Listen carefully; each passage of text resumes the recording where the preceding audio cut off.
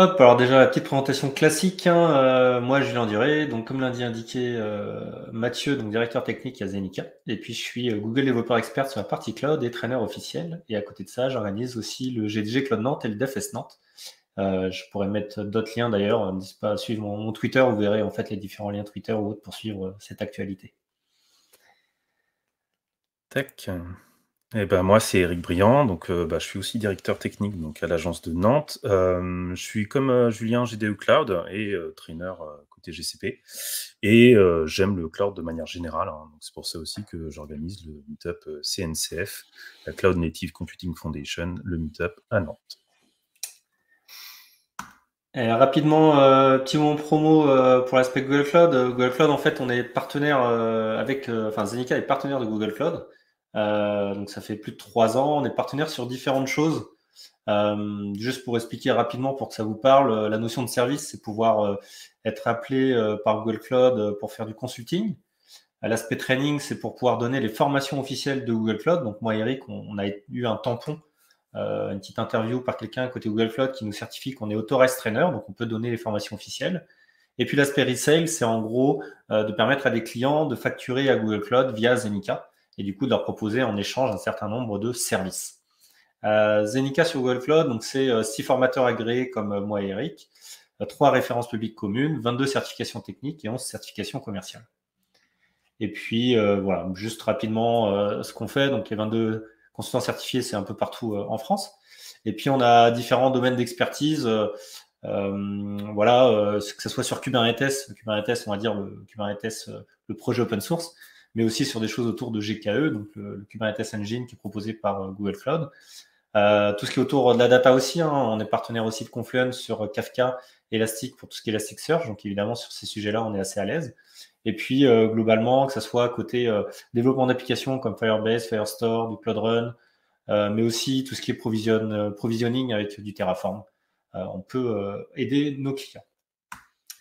Allez, ce soir, on est là pour parler un petit peu de l'aspect serverless et on va rapidement repartir dans le futur pour raconter mon expérience. App Engine, c'est quelque chose qui est arrivé côté Google Cloud en 2008, quelque chose comme ça, qui est sorti de preview en 2011. Moi, j'ai commencé à jouer avec en 2010, plutôt pour des projets associatifs ou faire des petits projets comme des scores de pétanque party à l'époque. Je suis assez fier. Hein. Ça m'a permis de découvrir du coup Java, Groovy, d'autres choses et découvrir finalement le cloud, ce que c'était. Ce qui était vraiment assez intéressant, c'est que à l'époque, voilà, j'uploadais et j'uploadais mon code et puis c'était disponible en HTTPS sur Internet et ça scalait automatiquement.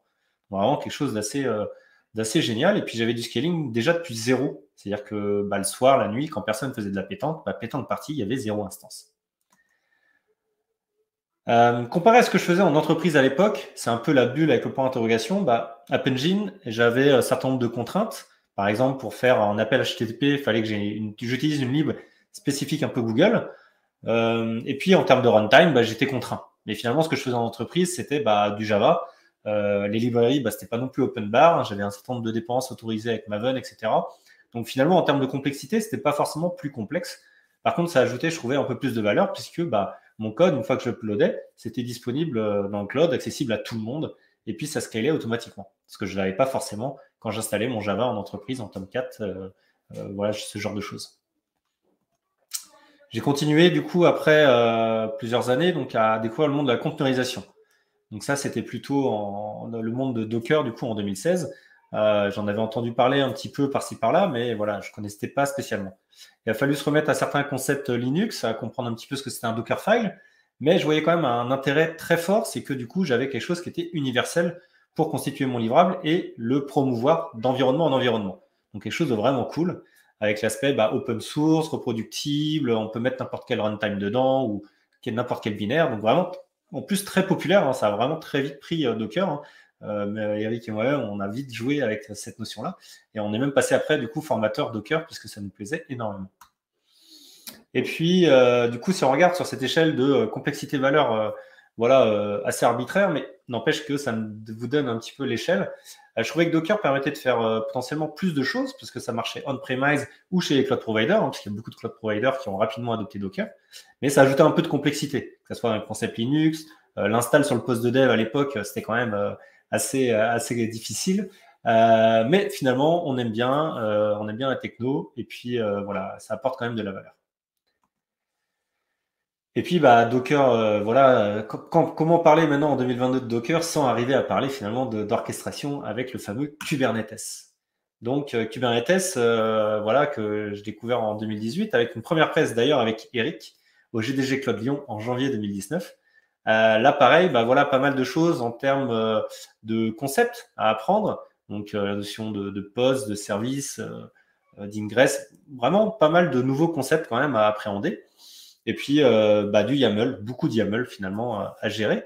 Par contre, vraiment aussi des choses très intéressantes, c'est que c'était très vite très populaire. Et puis, là où Docker s'est arrêté à quelques conteneurs qui tournent, là, on a vraiment un orchestrateur qui est là pour résoudre des problèmes de scaling vraiment évolués, hein, donc vraiment une mise à l'échelle conséquente avec le mécanisme du coup de pet versus cattle et vraiment d'état désiré versus l'état actuel. Donc vraiment l'idée de se dire que nous, on lui envoie l'état qu'on désire. Et puis, l'orchestrateur va faire en sorte que ça soit toujours à jour, que ce soit en termes de résilience. Si un nœud tombe, hop, il va recréer les autres pour que ça marche. En termes de scaling, on lui indique je veux pas 2 réplicas, mais j'en veux 5. Hop, automatiquement, il va regarder pour que ça arrive à 5. Et puis aussi en termes de versionning, donc les upgrades disponibles directement dans Kubernetes, où on va dire je veux pas la version 1.1, je veux la version 1.3. Et hop, il va faire en sorte que l'état actuel rejoigne toujours l'état désiré. Donc vraiment une grosse force dans cet aspect-là. Mais du coup, quand on regarde Kubernetes, ça apporte beaucoup de valeur. Ça apporte quand même pas mal de complexité, puisque je trouve qu'il y a pas mal de choses à connaître. Mais je restais juste d'un point de vue, finalement, développeur, utilisateur. Et c'est là où, en échangeant avec différentes personnes à Zenica, j'ai commencé à regarder un peu la partie admin. Et là, ouais, Kubernetes, ça peut faire plein de choses. Mais vraiment plein de choses. On peut faire du service mesh. Il y a tout l'aspect health checking qui est important, mais qui est du coup à paramétrer. L'aspect load balancer, custom domain, avec des choses comme Traffic, du service mesh avec Istio, du scaling depuis zéro avec des choses comme Keda ou Knative, Eric et Pierre-Yves qui font une présentation de Falco pour ajouter de la sécurité, des objets stateful, comment on fait la backup, la sécurité, l'IAM. Voilà, bon, moi je m'y perds. Et finalement, cette notion de cluster management permet d'apporter beaucoup de briques et de fonctionnalités supplémentaires, mais il faut pouvoir les comprendre, les mesurer, les mettre en place et les maintenir. Et ça, finalement, moi, en tant que plutôt développeur, c'est quelque chose qui ne m'intéressait pas forcément. Et vous voyez finalement que pour moi, Kubernetes, c'était finalement l'ensemble en pointillé qui est beaucoup plus gros. Donc après, il y a le monde du serverless aussi qui est arrivé. Donc je parlais de 2018 avec Kubernetes. C'est vrai que quand on reprend un petit peu la timeline des différents cloud providers, on voit qu'il y a eu la partie IaaS, PaaS entre AWS et Google Cloud, mais qu'après, en fait, en 2014, etc., ils ont tous adopté Kubernetes. Et puis, il y a même eu, en fait, AWS qui a lancé les lambda dès 2014. Vraiment quelque chose en avance, donc les Function as a Service. Le serverless, justement, on en a fait une conférence, du coup en 2016 de mémoire, donc serverless, juste buzzword, qu'on avait joué. Et finalement, les conclusions, c'était que le serverless, c'était pas qu'un buzzword.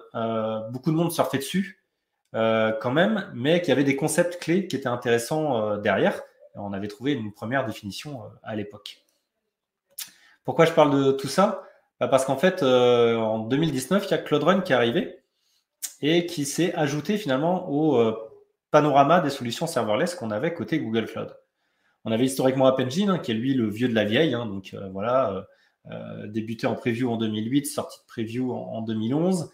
On a eu après donc les Cloud Functions qui sont arrivés du coup beaucoup plus tard après les Lambda, qui permettent du coup de pouvoir réagir à un certain nombre d'événements déjà fournis côté Google Cloud. Et puis le petit nouveau en 2019 qui s'appelle Cloud Run. Et finalement, quand on regarde Cloud Run, ça permet d'avoir un mix entre du Docker, du PaaS, et finalement d'ajouter quand même pas mal de valeur. On ne peut pas faire forcément tout ce qu'on voudrait faire avec un orchestrateur, mais finalement, ça nous permet quand même de gérer pas mal de use cases, et on va revenir dessus un petit peu derrière. Une définition rapide aussi du serverless qui est intéressante aussi et qu'on avait essayé de définir à l'époque. Donc ça, c'est fait par le Working Group Serverless qui est dans la CNCF. On a mis le lien d'ailleurs par rapport à ça. N'hésitez pas à lire le white paper qui est très intéressant. Mais on voit vraiment très vite qu'il y a la notion de Do Not Require Server Management. Donc que ça soit pour du Kubernetes ou de la VM, quand on fait du serverless, il ne faut pas forcément avoir cette gestion des serveurs à avoir. Et l'idée, c'est d'avoir un modèle du coup qui se base sur des applications. Donc, on va dire notre packaging, notre image Docker, et qui du coup est exécuté, scalé et facturé en fonction de la demande qu'on en fait au bon moment. Donc ça, c'est vraiment aussi quelque chose d'intéressant dans le monde du serverless. Donc, à contrario de la VM ou d'un cluster cube qu'on laisserait allumer peut-être plus longtemps. Donc pour finir, juste le serverless, ce qui est intéressant, c'est de se dire finalement que le serverless, c'est vraiment d'essayer de diminuer la complexité. Donc finalement, la complexité, pour moi, je me suis rendu compte que c'était l'aspect server management, mettre à jour un certain nombre de choses, patcher un certain nombre de choses, et que la valeur, finalement, c'est la facilité en tant que développeur de déployer, de scaler et de monitorer tout ça. Du coup, maintenant, on va redéfinir un serverless, mais maintenant dans le contexte Google Cloud. Voilà, Google Cloud, en fait, il propose, comme on a vu avec Julien, propose différents services, mais en fait, ils ont déjà tous la même orientation. Le premier, c'est effectivement, comme on a vu dans la définition, pas de gestion de l'infrastructure, pas de gestion de serveur. En fonction du service qu'on va utiliser, on verra que la granularité ne sera pas forcément la même, mais l'idée, c'est vraiment de ne pas gérer ces serveurs. Serverless, du coup, ne veut pas dire pas de serveur, ça veut dire on ne se soucie pas des serveurs. L'idée aussi, c'est d'avoir une sécurité managée. Qu'est-ce que ça veut dire? L'idée, ça va être de mettre son code et d'avoir un environnement qui va être sécurisé par défaut. On va pas avoir besoin de, par exemple, patcher un OS. C'est directement la plateforme qui va le faire pour nous. Et aussi cette notion donc de paiement à l'usage, vraiment, on ne paye que ce qu'on utilise. Contrairement à, par exemple, une VM qu'on va laisser allumer et même s'il y a pas de requête. Derrière, on va être vraiment sur un modèle de programmation orienté service. L'idée, c'est on va réutiliser des services de base de données, des services de queue de messages, par exemple. L'idée, c'est qu'on veut vraiment s'appuyer sur la plateforme pour réduire, la complexité du code et vraiment, avoir le code le plus minimaliste possible. Et de manière générale, on va être sur quelque chose, qui va réagir à des événements. Donc il y a des événements de base, dans GCP sur lesquels on peut réagir. Il y a un projet, voilà, qui est aussi maintenant depuis cette année en Global Availability, Event Arc, qui va multiplier les sources d'événements sur lesquels on peut réagir. Et donc maintenant, on va commencer à pouvoir réagir sur, énormément d'événements différents pour déclencher notre application, notre code. Et quelque chose, qui va être aussi, obligatoire dans ce modèle un peu serverless, c'est tout ce qui est stateless. On ne stocke pas d'état dans, notre application et donc là, l'idée encore une fois, ça va être de se baser sur un service, par exemple, de base de données, de caching, si on veut, avoir un état. Ça aussi, c'est un slide, je pense, si vous êtes déjà intéressé un peu au cloud, c'est quelque chose qu'on voit souvent, c'est un peu la comparaison entre côté, data center, on va tout gérer et après, voilà, dans les cloud providers, des services, vont vous proposer, d'être plus ou moins, celui qui va gérer, les choses. Donc par exemple, l'infrastructure, donc infrastructure as a service Compute Engine, on va gérer l'OS, on va gérer vraiment, tout, jusqu'à, notre, application. Quand on fait du Kubernetes, du GKE, donc la version managée, on va avoir encore cette notion d'OS. Donc on va avoir des machines virtuelles où il y aura, vraiment, la gestion de l'OS et après voilà, on va rentrer donc ce qu'ils appellent la serverless zone, où là, on va vraiment commencer à se décorréler, de cet aspect de gestion donc de machines, d'OS et là, on va vraiment se focaliser sur notre code, soit notre application, soit notre fonction. Et du coup, on voit, Cloud Run qui est un peu à la frontière entre, le platform as a service et le container as a service. C'est pour ça, c'est assez intéressant, pour ça qu'on va revenir en détail du coup sur Cloud Run. Donc, Julien a cité, ces différents, services, côté, Google Cloud. Donc la Cloud Function, c'est vraiment on veut juste déployer une fonction, plusieurs fonctions, donc c'est généralement des morceaux de code assez simples. L'intérêt du coup, c'est de pouvoir vraiment réagir à un événement, exécuter, un morceau de code relativement simple et après derrière, potentiellement, soit modifier une base de données, créer des fichiers, créer un autre événement. On va pouvoir faire ce genre de choses. App Engine, voilà, l'idée là, c'est plutôt on va déployer du code, une application et qui va après être managée directement. Et Cloud Run, du coup, là, c'est là où c'est intéressant, c'est qu'on va vraiment pouvoir, encore une fois, avoir des applications HTTP, mais là, on va pouvoir avoir plus de maîtrise qu'App Engine traditionnel. Voilà, Julien, par exemple, tout à l'heure, a parlé de on est limité sur les librairies, etc. Et mon chat est en train de miauler, pardon. Et du coup, bah là, avec Cloud Run, on va voir en fait qu'on est beaucoup plus libre. Hop. Donc Cloud Run, en fait, l'intérêt, donc ça se base vraiment sur les conteneurs. L'intérêt des conteneurs applicatifs, hein, c'est que du coup, on va être libre d'utiliser n'importe quel langage, n'importe quelle librairie, n'importe quel binaire, du moment qu'on arrive à avoir un conteneur applicatif. Et donc l'intérêt, c'est qu'on a énormément d'images préconstruites, hein. Le hub Docker, typiquement, bah, voilà, vous avez des images de base pour du Python, du Golang, du Ruby, du Java. Voilà, vous avez déjà à disposition tout ce qu'il faut pour faire tourner votre application. Et là, vous n'êtes pas limité sur le fait que bah, Google n'a pas encore intégré, par exemple, Java 18. Bah, du moment qu'il y a une image de conteneur Java 18, vous pourrez faire tourner votre application Java dans Cloud Run. Par contre, hein, le modèle serverless vient avec des contraintes. Donc, chaque type de service vient avec des contraintes. Et donc, Cloud Run, typiquement, a différentes contraintes dont je parlerai juste après. L'intérêt aussi de Cloud Run, du coup, c'est de pouvoir tourner un peu n'importe où, soit directement dans GCP, voilà, de manière complètement managée, un peu magique. Je déploie mon conteneur et ça marche. On peut le faire tourner aussi, du coup, sur du Kubernetes, soit chez GCP, ou soit dans votre data center. Là, l'idée, c'est que ça va s'appuyer donc sur un produit qui s'appelle Anthos. Et du coup, si on veut vraiment juste faire du serverless sur un cluster Kubernetes, mais du coup pas forcément côté GCP, en fait, tout ça, ça s'appuie donc sur Knative. Knative, qui a un projet du coup maintenant qui va aller aussi côté CNCF, donc la fondation Cloud Native Computing Foundation. Et là, l'idée, c'est de pouvoir aussi on-premise faire ce genre de pattern facilement. Donc, comme je disais, il y a des contraintes par contre. OK, on peut utiliser n'importe quel langage, n'importe quel binaire, pas de problème. Par contre, votre application doit respecter certaines contraintes à respecter. Première chose, écoutez sur le port 80-80. On va pouvoir quand même configurer, mais l'idée, c'est qu'il faut avoir un port en écoute. Là, l'idée, c'est on est sur des applications HTTP, donc il faut pouvoir appeler votre application sur un port. Il faut que ça démarre vite. 4 minutes, normalement, c'est pas un problème. Mais il faut quand même respecter ça. Il y a certaines applications qui peuvent me prendre plus de temps. Dans ce cas-là, on ne pourra pas utiliser du Cloud Run. Ou sinon, il va falloir optimiser l'application. La gestion des requêtes. On ne va pas pouvoir faire des traitements infinis. Là, l'idée, c'est requête-réponse. On ne va pas dire je fais une requête, il va se passer 3 heures et j'ai ma réponse. Non, là, il va falloir faire attention à ça. Stateless, là, l'idée, c'est pareil, on ne va pas garder une session ouverte, on ne va pas stocker de la donnée. Encore une fois, il va falloir s'appuyer sur un service à l'extérieur.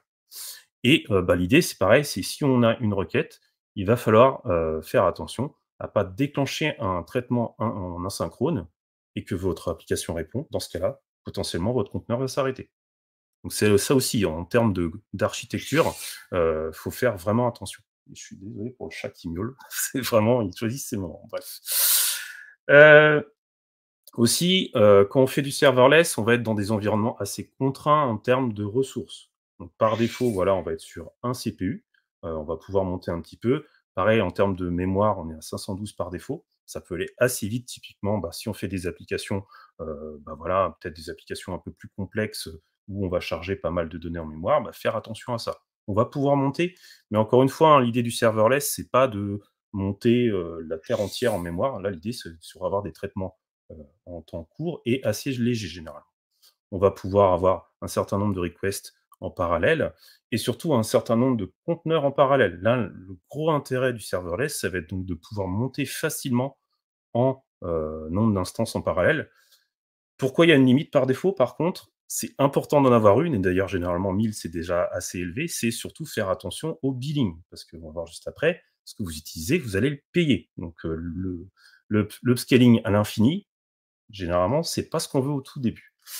Il y a aussi quelque chose d'assez intéressant, en fait, hein, qu'on a accès, en fait, quand on est quand on démarre, par exemple, une VM côté cloud provider, on va avoir accès à un serveur de métadata, donc en fait une URL magique, que je dis, qui nous permet de récupérer des métadatas, donc des informations sur la plateforme. Dans Cloud Run, on va pouvoir y accéder aussi. Et après, derrière, le petit point, enfin là, c'est un peu de l'auto-promo, hein, Google donc a développé un projet qui s'appelle gvisor, qui va permettre de rajouter de la sécurité au niveau des conteneurs. Et donc, du coup, là, l'idée, c'est de pouvoir faire tourner un conteneur applicatif standard, hein. On n'a pas de différence par rapport à Docker. Par contre, là, on va renforcer la sécurité pour vraiment avoir une isolation encore plus importante que lorsqu'on n'utilise que Docker. Donc l'intérêt, hein, du serverless, c'est de payer seulement ce qu'on utilise. Et ben, dans Cloud Run, c'est le cas aussi. On peut très bien avoir 0 instance la plupart du temps et voilà, par exemple, sur de l'événementiel, sur, je sais pas, voilà, des moments dans le mois, on va avoir des requêtes et c'est à partir de là qu'on va payer. Et donc on va vraiment payer, au CPU qu'on va utiliser, à la mémoire qu'on va utiliser et au nombre de requêtes. L'une des dernières évolutions, hein, de la plateforme, c'est de pouvoir quand même avoir un nombre d'instances minimum qui reste, vivante pour éviter un phénomène qu'on appelle le cold start, hein, le fait que la première requête est assez lente. On va pouvoir, pallier à ça, mais on va payer du coup ces instances qui ne servent à rien, le temps qu'une requête arrive. Ce qui est intéressant aussi avec le modèle de billing, du serverless et donc, aussi, côté Cloud Run, c'est le fait qu'on est vraiment facturé là donc, ou par tranche de 100 millisecondes. On va pas être facturé à l'heure, à la minute, non, non, c'est des tranches assez fines. On a aussi un free tier quand même assez important, donc on peut faire du Cloud Run, de manière un peu gratuite, si on a des volumes assez restreints. Ça peut être intéressant aussi d'utiliser ça et c'est pareil, hein, pour, App Engine et Cloud Function aussi. Auquel cas, du coup, utiliser Cloud Run, ça fit bien quand on fait du stateless, du HTTP globalement, donc on peut faire du gRPC, du HTTP. Ça marche très bien aussi Cloud Run dans l'idée où on va avoir besoin de scaler. On sait que, par exemple, la nuit, notre outil n'est pas utilisé, donc autant essayer de redescendre à 0, que ce soit pour la facture, mais aussi pour la planète. Et puis, peut-être qu'on ne sait pas trop, en fait, les pics de charge qu'on va avoir. Et c'est vrai que ça, à identifier, c'est jamais évident. Donc là, en fait, avec l'aspect serverless, souvent, et notamment Cloud Run, on a quelque chose qui tient bien la route pour ça. Et comme on l'a dit, on peut mettre n'importe quel langage, n'importe quel runtime, n'importe quelle dépense. Les contraintes, ça veut dire qu'il faut qu'on utilise des conteneurs, mais je dirais que c'est une contrainte qui est un peu plus légère maintenant qu'il y a le mécanisme de Buildpack qui est arrivé aussi avec Google Cloud. Donc Buildpack, c'est un autre projet aussi de la CNCF qui permet de créer des conteneurs à partir de votre code source sans forcément avoir besoin de connaître la façon de construire des conteneurs. Et puis, il n'y a pas de tâches en background. Ça, pareil, il travaille pas mal pour faire évoluer ces éléments-là. Une petite démo rapide. Alors, je vais arrêter mon écran et partager. Non, je vais partager cet onglet à la place. OK. Je regarde juste. Oui, c'est bon. Donc, on va créer un nouveau service côté Cloud Run. Donc, j'ai préparé une petite image. Donc, dans Hello Events, j'ai créé un BOTZ, donc Best of TZ. Le service name, je vais faire Hello World Best of TZ. Et puis la région. Donc, dans quelle région je vais mettre ça? Alors, on voit qu'il y a des notions de low CO2. Juste une petite aparté rapide, je vais switcher d'onglet. Google a sorti un région picker qui est assez intéressant. On va pouvoir choisir donc son emplacement, donc typiquement nous en France. Et puis je vais indiquer moi ce qui m'intéresse. Est-ce que c'est essayer de diminuer mon empreinte carbone? Est-ce que c'est le prix ou la latence?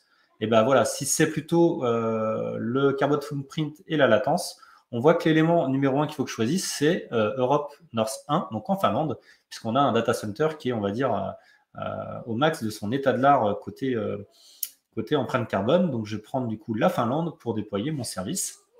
Je ne vais rien toucher à côté, juste autoriser des invocations publiques. Hop, et on va demander à créer l'élément. Donc là, vous voyez qu'il va créer un certain nombre de choses, notamment tout ce qui est droit d'accès. Il va créer une révision précise. Donc, une révision, c'est les différents éléments. On peut avoir différentes révisions qui sont prêtes en production. Et d'ailleurs, on déploiera une autre version sans forcément mettre 100% du trafic dessus, mais elle sera déjà prête et je pourrais potentiellement la partager, par exemple, à des bêta-testeurs. Et puis, la partie routing trafic, c'est aussi quelque chose d'intéressant. Donc, il va me créer une URL pour mon service et je vais pouvoir aussi, d'ailleurs, ajouter un custom domain en particulier par rapport à ça. Donc là, j'ai une URL et puis, du coup, si je l'ouvre, hop, c'est en train d'ouvrir. Je vais partager cet onglet à la place. Vous voyez que j'ai un démo for Best of TZ with Cloud Run. Magnifique. Bon, ça fait pas grand-chose, mais c'est déjà ça. Je vais revenir juste sur du coup la page Google Cloud et vous voyez que ma révision c'est 100% sur la révision en cours. Bon, j'en ai qu'une, donc forcément c'est pas très intéressant. Je vais pouvoir donner un petit nom à cette révision-là, donc je vais l'appeler BOTZ par exemple pour cette révision-là. Ce que je vais faire aussi, c'est éditer et déployer une nouvelle révision. Cette nouvelle révision, je crois que de mémoire, j'ai ajouté une petite fusée par rapport à ce que j'avais mis comme texte. C'est quand même toujours intéressant d'avoir des fusées quand même. Donc, je choisis un autre élément qui est Best of TZ2. je ne vais pas servir à 100% le trafic dessus. Et vous allez voir pourquoi. Je déploie. Donc là, pareil, comme tout à l'heure, il va m'indiquer qu'il est en train de déployer la nouvelle révision. Et juste en attendant aussi que ça se déploie, juste rapidement faire un petit tour. Vous voyez qu'il y a différents onglets. Et donc, il y a la notion de métrique directement qui est récupérée. Vous voyez qu'il y a pas mal de métriques voilà, qui peuvent être récupérées. La notion de log que j'ai directement aussi disponible. Donc, moi, c'est vrai qu'en tant que plutôt développeur, j'ai directement les logs là disponibles et je peux filtrer. Les révisions, c'est sur l'élément sur lequel on était. En termes de trigger, on voit que là, je veux mettre tout le trafic sans avoir besoin d'être authentifié. Et je peux retrouver le YAML en format Knative, du coup, qui peut me servir pour déployer, par exemple, si je voulais déployer ça sur un Kubernetes que j'ai chez moi. Hop. Donc là, il est en train de déployer le nouvel élément. J'ai fait deux trucs en même temps. Je vais juste checker que c'est bien mis à jour. Hop. Les révisions. Allez, l'effet démo.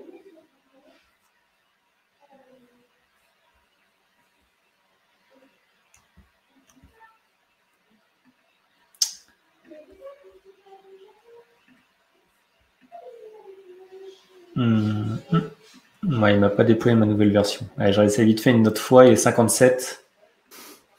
C'est le moment de mettre la petite musique d'ascenseur. C'est ça. Exactement.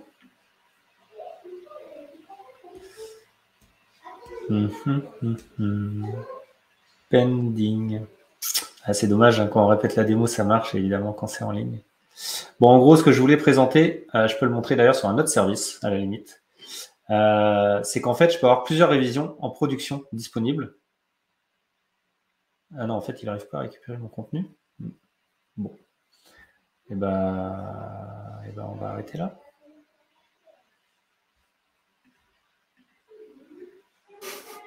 Ilyes parlait tout à l'heure de ces notions de 99% de SLA. Bah, quand on fait les démos, on tombe toujours dans le pourcent qu'il ne faut pas. Voilà. C'est ça. Non, bah tant pis. Tant pis. On va revenir au slide. Hop. On va finir à l'heure quand même. Hop. Donc, pour résumer, déjà, le serverless, on a vu qu'il y avait pas mal d'intérêt. Généralement, pourquoi les entreprises vont choisir du serverless déjà, ce côté un peu scaling de manière très simple. Encore une fois, pas à l'infini. Ça dépend le coût qu'il y a derrière. Mais voilà, l'idée, c'est qu'on va pouvoir facilement monter et descendre le nombre d'instances et donc, en fonction de la charge, payer plus ou moins cher. L'idée aussi, c'est d'aller vite, de pouvoir facilement déployer et facilement développer, avoir un feedback très court. Ça, l'intérêt, c'est que vraiment, on peut directement déployer. Bon, là, la petite démo de Julien n'a pas fonctionné, mais l'idée, voilà, en quelques secondes, normalement, une nouvelle version potentiellement peut déjà prendre un peu de trafic de prod pour pouvoir rapidement voir si ça marche ou pas. Et l'idée aussi derrière, c'est de moins administrer les choses, voilà, comme Julien disait, côté dev, l'idée, c'est vraiment de ne pas se soucier de l'aspect patch, serveur, etc. C'est je veux que mon application tourne et que ça fonctionne directement. Voilà, donc l'intérêt, il y a pas mal d'intérêts de serverless. On a cité le State of Serverless de 2020, il y en a encore des 2021, etc. Cherchez aussi ces mots-clés, State of Serverless, vous allez avoir pas mal d'infos sur comment le serverless est utilisé actuellement.